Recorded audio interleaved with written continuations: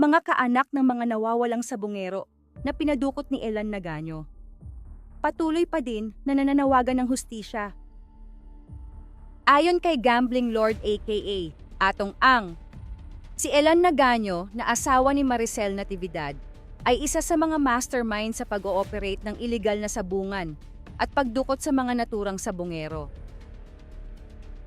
Kasi nagsabi ka naman, inamin mo naman na ikaw ang laki eh. Then yung iba, pangalanan na natin. Okay, ganito. Okay. Please go ahead. Kay ex-Congressman Patrick Antonio. Number 5, kila Mayor Elan Nagaño.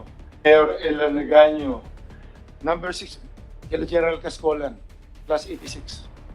Masyadong mahirap, mabigat. Kung titingnan nyo, Saan nga ba dinala o ano nga ba ang ginawa ni Elan Nagaño sa mga sabungero na hanggang ngayon ay hindi pa din nakikita?